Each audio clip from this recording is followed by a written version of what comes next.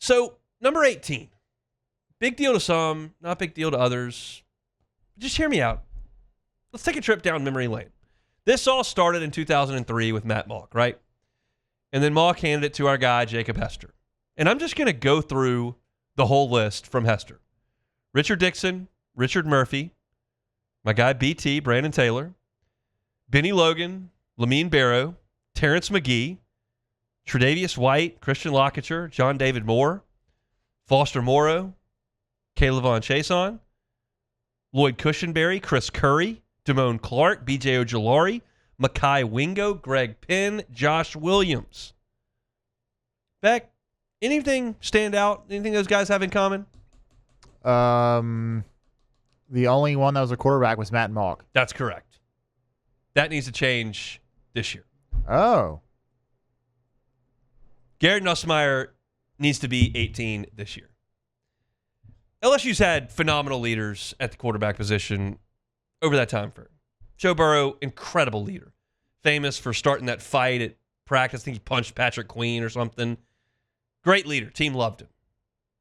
And you've had other guys. You don't have to win the Heisman Trophy. Jaden Daniels was a great leader, but you don't have to win a Heisman Trophy to be a great leader at the quarterback spot. But I think Garrett Nussmeier kind of embodies what you want in your LSU player. And you're looking at some of these guys, especially like last year, Josh Williams and Greg Penn are guys that stuck it out at LSU, had kind of winding journeys to the field, and they were just guys that wanted to be part of the program and were woven into the fabric of it. And Garrett Nussmeier embodies that. You're talking about a guy who chose LSU because he felt a connection to the state. He's moved all over the place with his dad's coaching career, but his mom's family is from the 337. And that's where he associates home with. So he wanted to come play at LSU. And then he's not the quarterback when he gets to LSU. And then they bring him to transfer, and the transfer is the quarterback at LSU. And almost every other quarterback would have left, and Nussmeier didn't leave. Just stayed and worked and became the starting quarterback when Jaden Daniels left. And he had a great year last year. And then he could have left again and gone to the pros. And Garrett Nussmeier probably would have been a first or second round pick in last year's draft. But he said, I'm coming back. Got to win a championship. And every time you look at LSU football posting one of their off-season workout videos, Garrett Nussmeier's leading the charge.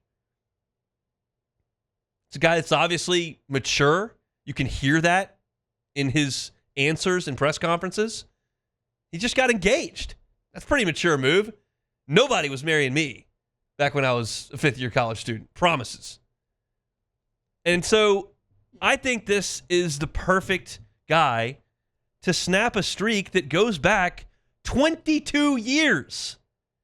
LSU has had 18 on the roster, but not with a quarterback. And what better position to have wearing the number, right?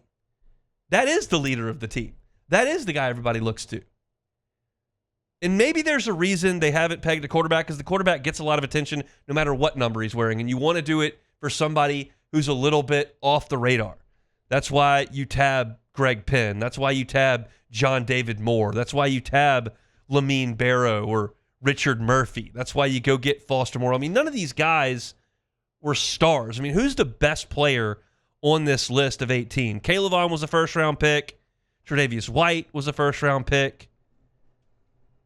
Hester was a great player, third-round pick. But for the most part, these aren't the stars. Like, Brandon Taylor's a great college player, as a third-round pick of the Chargers, but he was the fourth most famous guy in his secondary. And Tyrann Mathieu, Morris Claiborne, Eric Reed. And so maybe that's where they try to usher the number towards somebody that may not get the recognition from the outside, and the quarterback always does. But if I want to put together, ideally, have one guy lead the program during a season and be the face of it, like, wouldn't I want that to be the guy who has the ball on every play? Wouldn't I want that to be the guy that's the most bought in, that's the biggest leader, that's the loudest voice? And from all accounts, like, that's what Garrett Nussmeier's done. I've told you this story a lot, recounted it a lot. When we used to watch Garrett Nussmeier in his first year at LSU, he was like a joyful child running out there, just like so amped up, yelling, tapping everybody on the helmet, running 40 yards after they complete a pass, doing back jumps with the wide receivers, going nuts. Like, he was just as jubilant as can be. Now when you go out to practice, he's more reserved. He's more of a leader as opposed to a kid in a candy store. And so, to me, and I'm not at practice, I'm not in the weight room, I'm not in the meeting room or the film room. Like, so I don't know what goes on there, but everything I gather from the outside is that Garrett Nussmeier does all the right stuff. And I think it's time this year to put that jersey number on the quarterback. This is the time. You've got a season right here that we just talked to Preston in the last hour. Like, it is as highly anticipated as we've had in some time. And you've got a lot of expectation. You've got a lot of external pressure on LSU. You heard Garrett Nussmeier talk about that at the Manning Passing Academy.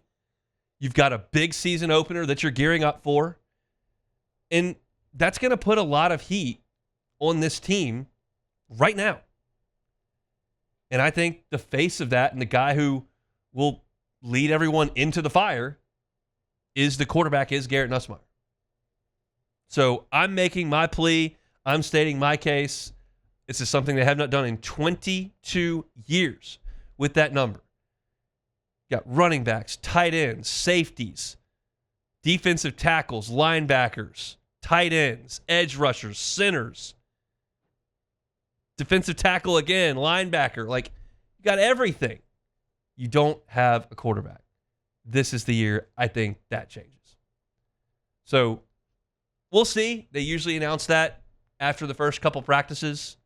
They do it after a practice, and they award that jersey. They'll award 7 as well and send out the whole press release. But I'm staking my claim. Beck, have I stated an adequate case? Yes, and when I saw you were gonna talk about this, I was just thinking, while Nussmeier is a star player, he is a big name player. He's going to be, whenever casual fans think about LSU this year, he's going to be the first guy they probably think of, and so he is a very, he is one of the most popular players on the team. But at the same time, he also embodies all the things that you have, that LSU has shown that they want in a player to wear the 18. So he has both those traits. So to me, I think it's a great idea, and I would like to see it. They've already dubbed him as the guy who's going to media day. Yeah, and they made a production video when he announced he was coming back. He's kind of checking every box that you need there. I could come up with some other guys on this team that might garner that. I could see Whitweeks wearing that number. I could see them slapping it. Well, Perkins wears 7, so they're probably not going to give him 18. Chris Hilton is a guy that a lot of players on that team like a ton. The same goes for Aaron Anderson. There are other options, but I feel like 18 this time around needs to go to the quarterback. So we'll see if they make that happen coming up here in a few weeks. I might write a column about that on LouisianaSports.net. We shall see. Hey, thanks for watching Hunt on LSU. Before you get out of here, do us a couple of favors. Hit that like button, leave your comments below, and subscribe to the channel for all your Fighting Tiger football talk. See you next time.